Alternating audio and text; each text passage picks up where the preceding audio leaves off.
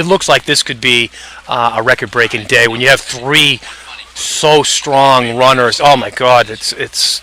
And what was the record again? 1757. 57 from going way back to 92, I believe, with Danielle Wood. So that's an old record. Yeah, and she was an incredible runner too. How less of a challenge is it to break a record when you've got two other runners going who are able to go at that speed for the entire race? Well, versus Patrick having to do that all by himself. Well, when you have three really, really good runners, especially when you have a freshman in there who's fearless, and a Jackie Gahn who's just, tough as nails. I mean, we saw what she did to the 2-mile record last year when she broke Kathy Shiro's record. So you have all sorts of things that go into play there, but you can't count out Leah Salas. If it comes down to a kick, she's got the track. Yeah, she's got it. So you got three different runners all going for it, battling it out, strong-willed. That record could seriously go down. And I would think that Caroline Fisher coming in as the freshman, not knowing the history of the other two, may have the advantage there, where she doesn't have any expectations of how she finishes.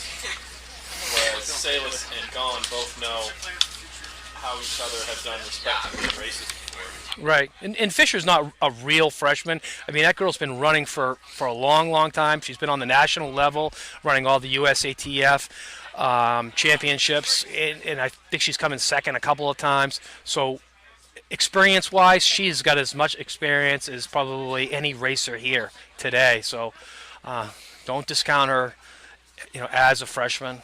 She's, definitely someone you have to, put in the mix. Now, how does a record chase change? Because obviously Caroline Fisher being part of that Bishop Guertin team, how does that maybe affect her mindset? Does she want to go for that record, or is she better off staying a little bit more conservative and preserve that team? Yeah, it's a good question. If you look at it that way, she's definitely a top 3 contender on probably the favorite going into the race. So she's got to run her race, but she can't go overboard and, have something catastrophic happen to her, which I don't think. She's definitely seasoned enough to get through it for, to do well for her team. But that's a great point that you made there. So when they're at various points in the course, she almost like she has to mentally check herself. Do I follow, or do I, kind of let them go, and do I save my team versus, trying to go after that individual record? Right, and like I said before, when you come here today, team is first, not the individual. So you got to be thinking that way, and you also got to remember there's 2 other freshmen on that team too.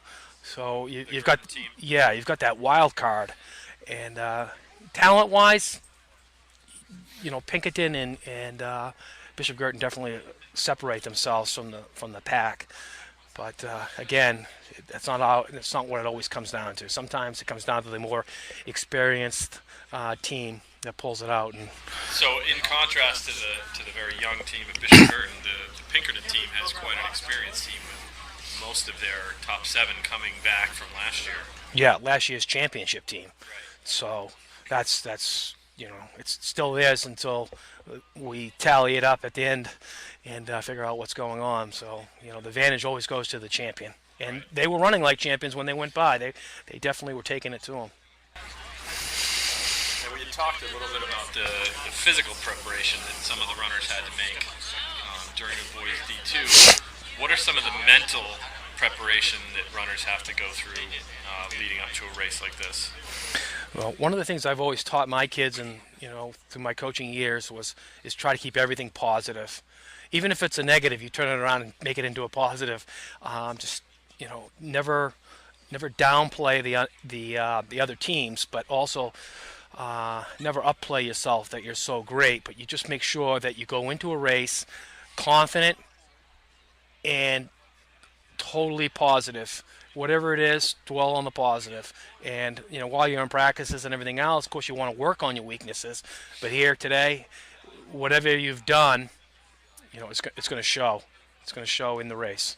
So you let that positive energy kind of carry you forward, and because the negative energy, I can imagine during a race like this could really start to drag you back. Exactly. You don't want any negativity on your teams. You don't want any negative teammates dragging you down. You want everybody to work for the same common goal. And the one thing that I always stressed was, I really don't care if you come in first place in the state, as long as the team wins. I said that with my son. I've said that with other kids that I've run. I go, even if you come in second and we win, that's the mentality. Team first. It's always team first. So we're nearing the 2-mile mark right now. And what is going to be going through those girls' minds after they get up to the top of the hill? They really don't have any chance to really settle or rest. They're going to be right in for that big downhill. Right. If the downhill, the downhill, that's when you can recoup everything back that you put on the hill. But you've got to let yourself go. You've got to let gravity do its work, and just either maintain or move up until you get back down onto the lower part, where you're going to see the crowd and you're going to get the adrenaline, and everybody's yelling at your team, and you're just going to get pumped up. So if you can just maintain, get your wits about yourself, the real race potentially could happen on the lower part of the course.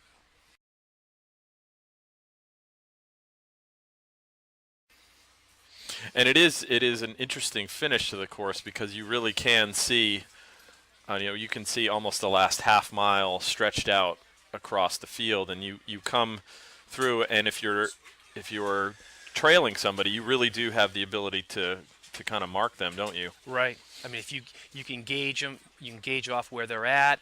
I know no watches are allowed, but you can also count to yourself to figure out, hey, am I gaining? Once they go past a certain tree or what. But you can figure out what you're doing. The biggest thing is you don't want to be caught. You want to be catching, and but where you can see everything. That to me, that's what makes Manchester so great, is that you can really get an idea of where you're standing.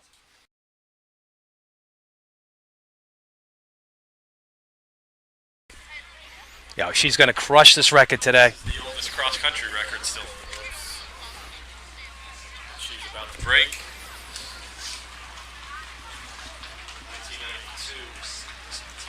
And she's actually going to break the Division I record as well. Yeah, she looks great. Both be coming down today. Jackie Gaughan, Exeter. Yeah, she's killing it. Spectacular time. 17:37, 17:37, 17:38. So breaking the record by 20 seconds. Official time. 22 seconds. Official time 17:35. Carolyn Fisher probably under the record too. Yeah. Let's see if the clock is still very close to the record. 5:56. Caroline Fisher equaling Danielle Wood's time of 17:57. Leah Salas coming in third, 18:10. Caroline Fisher just 2 seconds off of Danielle Wood's previous state record. Here comes the Pinkerton crew. Yeah, now here comes the Pinkerton train.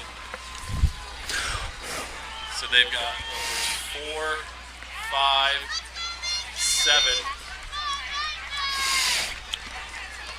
8. Yeah, so this looks like a Pinkerton. If they've got the fifth. And then I see another Bishop Girton. So 4, 5, 7, and 8.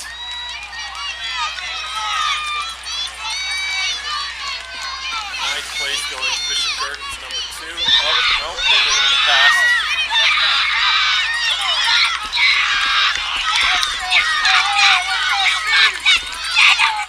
Still no Pinkerton fifth. So here we go. Here's Bishop Girton's second, and there's a third coming down.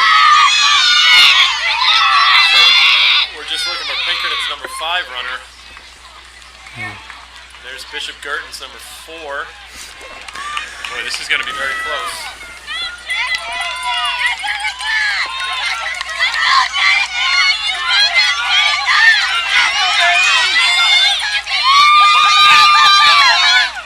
It's a lot of points adding up. Yeah, there's some big points that are. There's another Bishop Girton girl. Oh. No, I'm sorry. That was a Dover runner, not a Bishop Girton. I think it's 5 right there. Yeah. This is Nope, Bishop Girton's 4th and 5th, I believe. That's a Concord girl. No, the two green. I have not seen Pinkerton's 5th runner yet. Tell you, Merrimack looks strong. Yeah, I think that's Bishop Girton's number 4 and 5 runner right there. Alburn had a nice grouping in there too.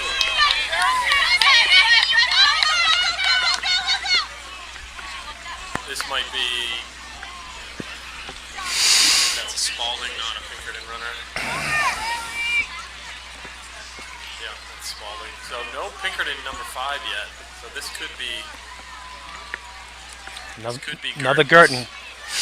There's Pinkerton's number 5 runner.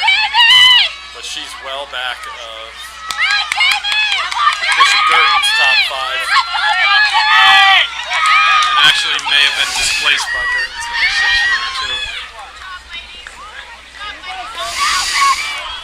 It's kind of a unique thing that cross country has with the ability for your non-scoring runners to actually affect the outcome of a scoring race. Right.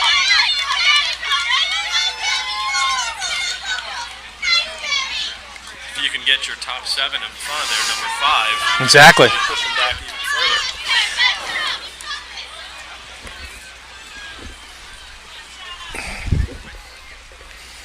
This is going to be a tough one to call. I'm really not quite sure. I mean, Pinkerton had their top 4 stacked in there nicely, but Their top 4 finished in the